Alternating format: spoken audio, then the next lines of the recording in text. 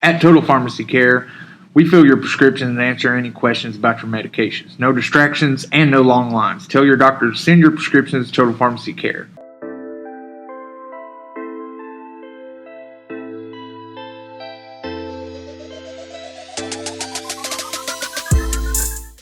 Welcome back to another episode of the Unwired Appalachia podcast. It is always presented by the Appalachian newspapers. It's season 2, episode 26. And listen, when 26 comes up, there's only one way to go. Only one name, and Wade it's Boggs. Wade Boggs. Yeah, and the legend. The legend. We'll share a little bit why we love Wade Boggs so much. It was once rumored that from Cleveland to Boston on a flight, he drank 64 beers, which is probably, a 3-hour flight? Well, I know, but that's like a respectable amount of beer if you're Wade Boggs. Yeah, and then that's a respect. That's crazy. And then it was routine. He would routinely drink 70 beers on cross-country flights from East Coast to West Coast. 64 is like a quick little thing. That's a quick one. 70 is like that's when the you routine. get in there. Yeah. And then and the rumor is in one day he once drank 107 beers in one day. I mean, that's got to be a world record. That is Wade Boggs. This is what makes. There's also a legend that after a World Series win, that he jumped on a horse and rode around the city on a horse. Which, I don't know if that's true, but I feel like I remember after one of the Yankees World Series seeing him on a horse on the field. So he probably just rode it straight through the Bronx. Probably the first time ever anybody's rode a horse through the Bronx. And one of his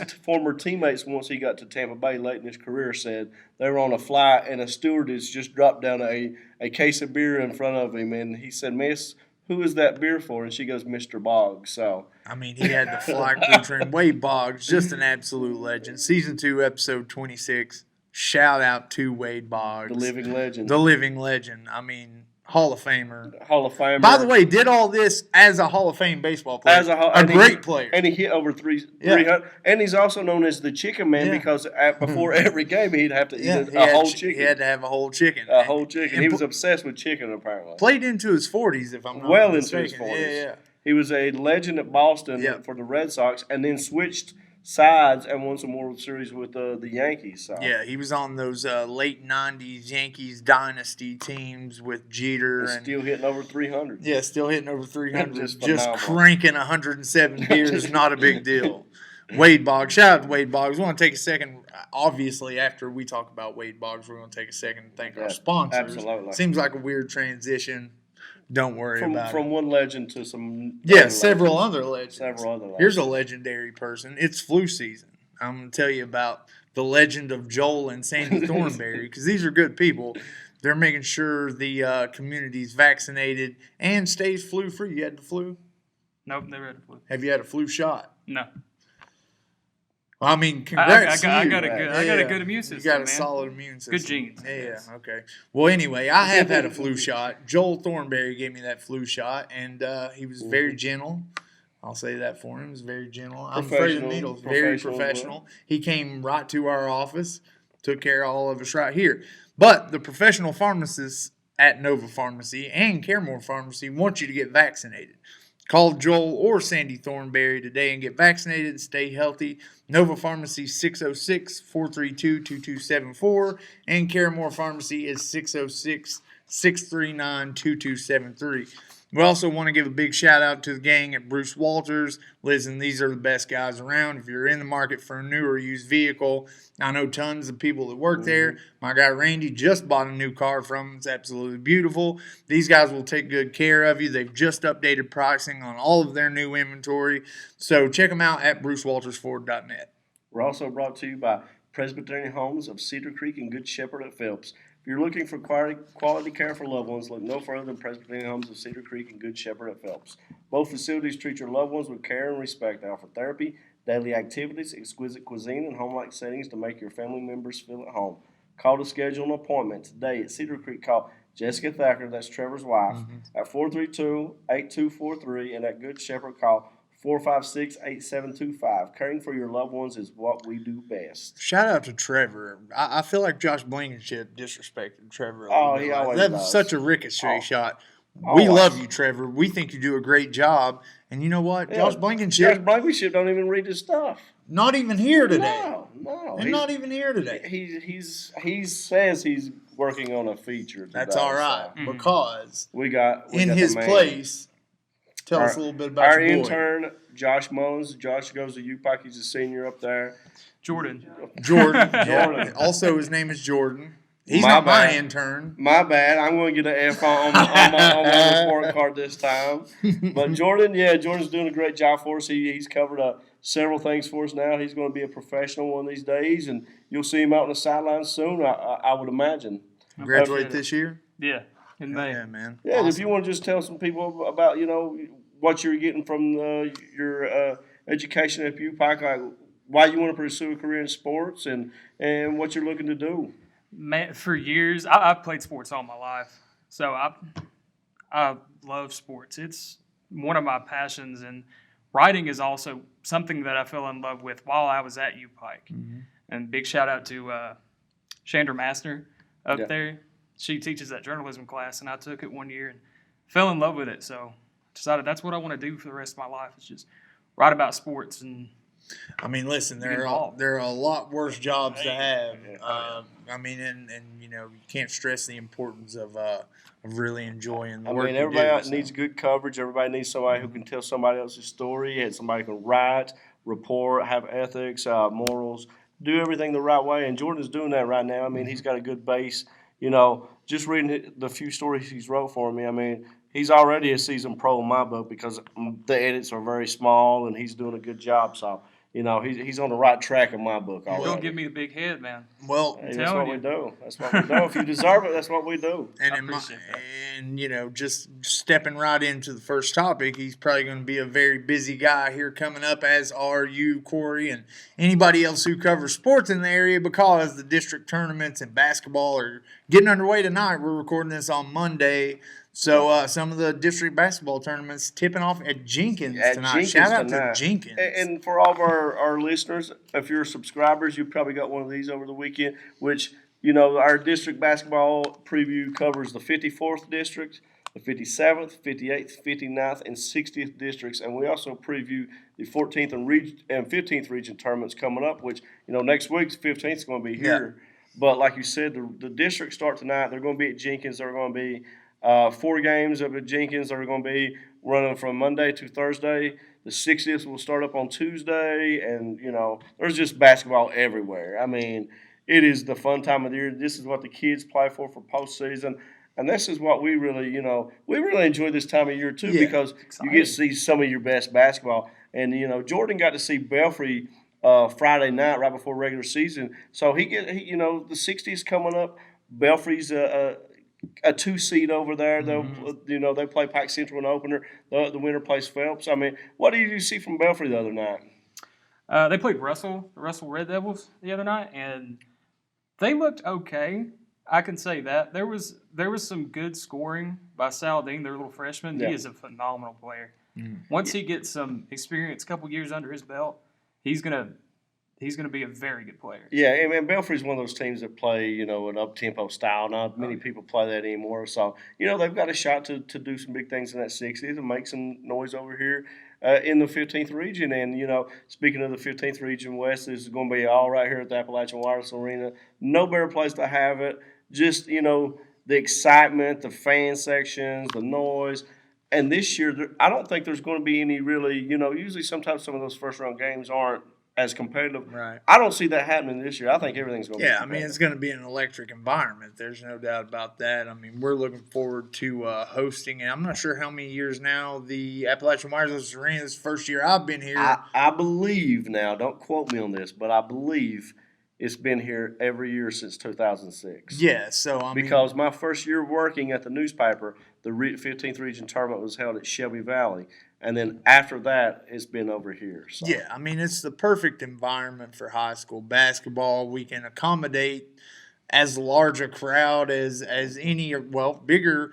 We're a bigger arena than any of the local gyms. Yep. So, and it's kind of centrally located. Better parking, better everything. Better food parking. Around, restaurants. Yeah, and we're just looking forward to hosting it this year. And, I mean, if it's anything even close to what the All-A was, we're in for just an absolutely electric environment. And I will say this, I'm probably the only media member who's who's probably been at all of them since 2006 up to now. Oh, I'm sure. I don't think anybody else has been to them all. I mean, I'm No. sure some of the guys have come and gone Yeah. and Every like single that. year. So, every single year. You So just dated yourself. I just too. dated but myself. That's all right. That's all right.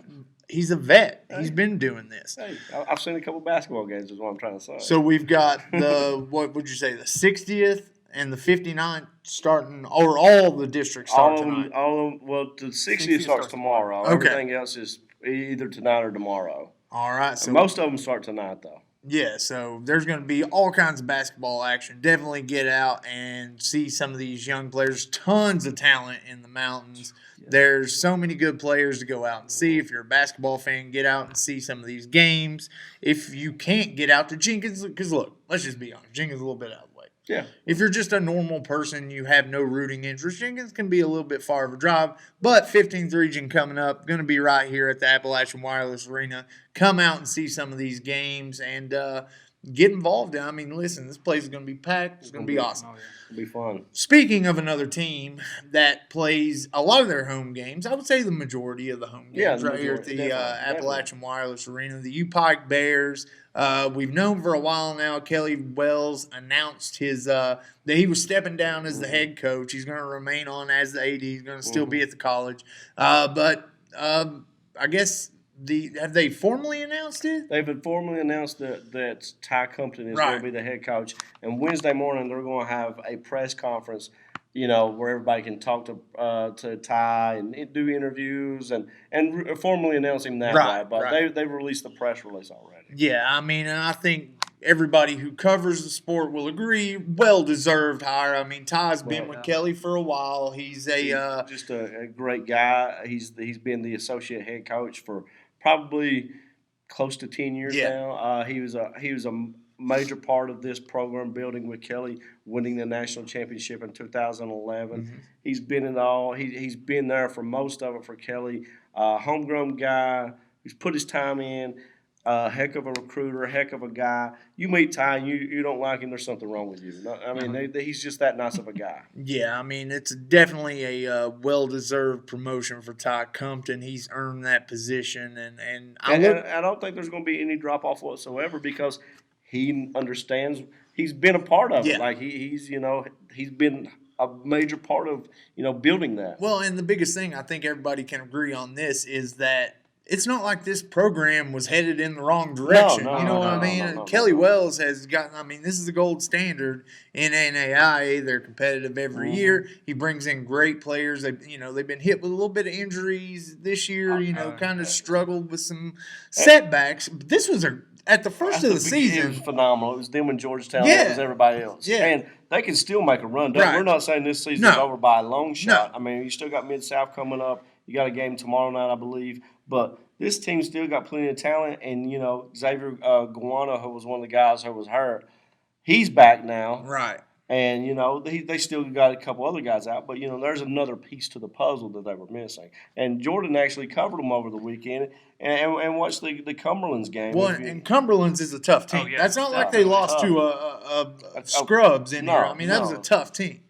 I think them to bring in an associate head coach or an associate coach up into the head coach position was smart because they already had that chemistry built. Right. Yeah. That was a smart hire. And now you don't have to replace the rest of the coaching staff as well because he's already a part of that coaching staff with those guys. Everybody knows what's going on. He might have to hire another guy here or there, but I mean the core of that foundation is there. And Kelly's also there, so I'm sure Kelly can if he needs some advice about what to do as a head coach here or there. He's got somebody to rely on too. So I mean, I just don't see any drop off at all in my book. Now, I think Tigh does a great job, and he's always been a great guy. So works hard too. I mean, he's always prepping, he's always scouting. He knows.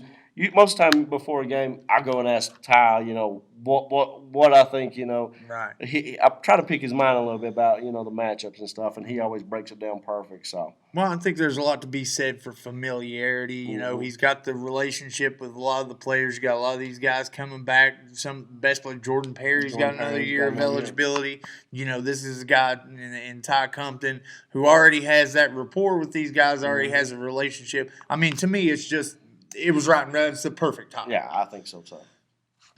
Then UK coming off a win at home against Florida, which you love to see. Love to see it. I mean, Hey, played really good, and then at the end, almost gave it away, I thought. I mean, just this team can't put any win away. No. There's nothing secure. I mean, what were we, 5, 6 with about 30 seconds to go, and kept turning the ball over and fouling? I mean, we were out-rebounded again. I mean, that always seems to happen. Mm-hmm. I feel like that's always a problem with UK teams. They can't rebound. Yeah. We can't rebound and shoot free throws in the same year. No. We're shooting free throws well this year, Larry. We're shooting free throws well. We're just not out-rebounding teams. But we did get a win at home against Florida. We play Florida again, I think, in 2 weeks at Florida. Wow. Yikes. So you got Florida 2 times coming up. Emmanuel Quickley had a great game, 26 points. I think maybe Emmanuel Quickley 5 years from now is the best player that comes off this team. I really do. So you think he's got a higher ceiling than Tyrese Maxey? I think he may have a higher ceiling than Tyrese Maxey and Nick Richards. Wow. I think Nick Richards is going to be All-American this year. And he should be this year. He should be. 13 points, 7 rebounds, 7 assists for Tyrese Maxey in this game. They've got him projected as the 6th overall pick in the latest mock I saw. That seems high to me for Maxey, but I can see it because there's not a whole lot of scoring guards this year. I mean, and he's got the capability of doing it. His problem is he's just not consistency. As we all know in the NBA, if you want to be a top guy, you got to be consistent. Yeah, I mean, and I just think Emmanuel Quickley ends up having a better NBA career than I think, obviously Ashton Hagans, I think, is going to get a chance. He's going to be a guy that gets drafted. Nick Richards is definitely going to get a shot. And Tyrese Maxey looking like he's going to be a lottery pick. Something about Emmanuel Quickley's game, I really, really like his game. And he's standing out above all the rest of the game. He's just the most consistent guy we have. He's consistent and he plays smart. I mean, to me, that's 2 big things that are dying in college basketball these days is consistency and smarts. He's got both of them. And the way he's been shooting the ball from 3 especially, I mean, that's all you can ask for a guy like that. We only shot 10 free throws in this game, 10 of 10 from the free throw line.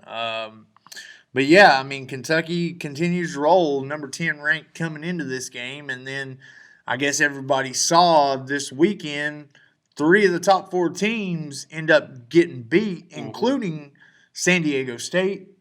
Loses their first game. Gonzaga. And then Gonzaga. Mark Pope with BYU knocks off Gonzaga, right? Or was that San Diego State? BYU. Yeah, it's BYU. So shout out to Mark Pope. And the number 1 Baylor gets beat by Kansas, number 3. Yeah, so Kansas is probably going to jump into that number 1 spot, even though, I mean, what happened to this Kansas, what happened to this Adidas thing with Kansas? You don't hear about that I don't know, man. Like that, I thought the hammer was coming down. I thought Kansas program was over. Nothing else happened. If that's Cal, that's all you hear about all year. If we're jumping up to number 1. If you remember, the same thing happened in North Carolina a few years ago with the falsified grades. What happened to that?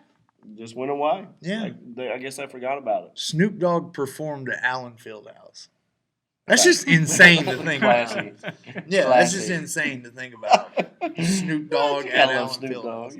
I mean, yeah, I do, but having him, I don't know. So Kansas probably jumps into the number 1 spot. You got to think Kentucky jumps up 2, 3, maybe even 4 spots with everybody going down. I mean, this college basketball season is insane. It's a lot like what we've said before with the parity in high school basketball in this area. The parity in college basketball is ridiculous this year. All across the board, too. I mean, any night, anybody can beat anybody, and it's not going to be a shock. Well, nobody is standing out at all. Nobody. When we played Ohio State earlier this year, were they not ranked 3? They were up there in the top 5. Yeah, I think they were 3. They just fell out of the top 25. They got beat this weekend. Yeah. So, I mean, there is no rhyme or reason to any of this. It just goes to show the pair. I mean, I think we said it last week or the week before on the show. I think there's 10, maybe even 12 teams that can go on a run and win this thing. March Madness is going to be crazy. Yeah, it's going to be awesome. Kentucky definitely still has a chance, even though we know for a fact we're never going to be able to put anybody away, and we're probably going to get out rebounded. And we still could get a 1 or 2 seed this late in the season. Yeah, we're not out of that. We run the table. 11-2 in the conference, 22 or 21-5 overall. There's a legit argument to be made that they could be a 1 or a 2 seed, especially a 2 seed with that record. And doing that well in conference play. Yeah, and a couple of tough games coming up. We've got Texas A&M at Texas A&M, which nobody wants to go on the road and play them there. That's tomorrow on Tuesday night at 7. Then Saturday 3:45, Bruce Pearl, Auburn coming into Rupp Arena. Mm-hmm. Then we got Tennessee at home. Then we go to Florida to end the season. So we've still got, several tough games to come. But this Kentucky team, they're going to keep getting better. You got to think they're going to end up hitting their stride at some point. And this is the time of year that Cal's teams either really take that next step or they fall off the flat line. Completely fall off the cliff. We'll talk a little bit about Joe Burrow. Man, you really hate to hear this kind of stuff, man. I mean, it's just so discouraging. As a Bengals fan, you think it's a no-brainer and no doubt that we're going to get Burrow. And now you hear from Carson Palmer going on, different talk shows and different things like that, saying that he doesn't think that Joe Burrow should agree to go to the Bengals. Now you're hearing people saying that Joe Burrow himself is saying he doesn't want to be a part of the Bengals. He gets drafted there. He's not going to go. And another part of this saga that makes it, questionable is because his personal trainer right now is Jordan Palmer. Yeah. So, I mean, this saga right here for a Bengals fan, you just don't know what to expect right now. Are you a Bengals guy? Did you see my shirt? Oh, what is the deal with you and Steelers fans? No offense, but it's everybody that's around you. I'm glad we're on different sides of the table, honestly. I mean, I'm sure you enjoy this, but I never thought we would get to the point where the Bengals are now this team like the Chargers or some of these where guys. You're going to be the number one pick, and you're actually thinking about not going there. Yeah, about just sitting out instead of not even playing. Just, I don't know. It's forcing a trade. It's very unfathomable to me. I mean, I don't know how, if you're a guy coming out, how you don't want to go and prove yourself to be the number one guy. To me, that's it. Wouldn't you, if you really thought you were the best player, wouldn't you want to go be number one and prove you are the best? Well, yeah, but it's going to be similar to what happened with Eli Manning. And, if Joe Burrow decides he wants to force the Bengals' hand and force a trade, guess what? That draft haul we thought we could possibly get if we traded this pick, we're not going to get it if this guy puts our feet to the fire and forces a trade because teams are going to know that we don't have that leverage. And before this, you were hearing that we were getting some crazy trade rumors from Miami who were offering everything. And now when they hear this, they're not offering anything now. So they're trying to, I guess, from what I'm, reading is get the pick for next to nothing. Right. Yeah. So, I mean, this is the kind of stuff you don't want to hear. This is Combine Week, by the way. So, a lot of things can move on Combine Week. You know how it goes, man. And I said it before, Chase Young, definitely going to go out there and probably be a workout freak. He's going to run some ridiculous 40 time. And a lot of people are going to talk about how, maybe he should be the number one pick. And who knows? Maybe the Bengals balk on this whole Andy Dalton thing. They re-sign the guy. If they do, I may jump ship. Yeah, I mean, I'm serious. I'm not joking. I've been a Bengals fan my whole life. And the thing about Mike Brown is you just don't know what this guy's going to do. He is the ultimate wild card. He could say, I'm going to draft this kid anyway. He doesn't want to play. I don't care. He's not going to play for him. He's that type of guy. But he's also the type of guy who will be like, I'm going to give a boatload of money to Andy Dalton and A.J. Green to come back and see what they can do. I think Green should, if Green comes back, I'll be happy for that. But Dalton, he's had his time. That would be the final straw. He's had his time. I'd be out. Seriously, but we don't know. You know what I mean? How many times have we put our trust in this team and they just stomp on our heart? A little fact we always talk about, we don't have a GM. In all professional sports, the major sports, we're the only franchise that does not have a GM. We got a 90-year-old man. Shows, honestly. 100% it shows. But you know what? We're still – I mean, this past year was the first year we've just been clearly the worst team in the NFL. You could argue that.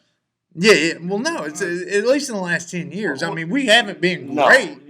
But this year was different. Oh, we've always, since Marvin Lewis has been there, we've always been competitive. This year, new team, still a lot of talent, just not competitive. So, I mean, you just hate to hear this kind of stuff. It drives It's me very absolutely crazy. disheartening. So we'll see how the needle moves next week after the combine's over, and we'll see kind of where some of these guys line up. I don't know if Joe Burrow's throwing, or how these guys do. They wait and they want to throw on their pro day and not at the combine. And then the big for me anyway, being out on Saturday night, I didn't pay for the fight, but the Tyson Fury Deontay Wilder fight.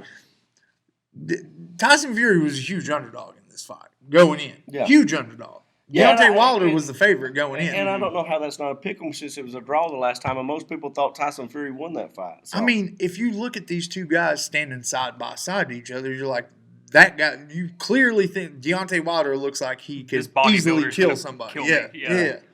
Yeah, he's a much bigger guy. He's what, 6'8", 6'9"? Yeah, he's humongous, and so is Tyson Fury. But I mean, Deontay Wilder's carved out of stone. I mean, Tyson Fury's dealt with some stuff. I mean, he's kind of doughy, and he's the most squirrely big man I've ever seen in the ring. I don't claim to be a boxing expert. Well, he actually boxes. Yeah, but he, dominated that thing. Yeah. Won by TKO, was just beating him up throughout the fight, like some of the steals of Deontay Wilder's lip, and Deontay Wilder's cornered through the towel in. He was mad at them, but maybe he's going to kill him. Maybe he could, but the last fight though, and I can see his argument is I knocked him down twice late, and maybe have a chance to knock him out because that's what he does. He's a knockout artist. Wow. Every fight he's ever won, he knocked the guys out. Mm-hmm.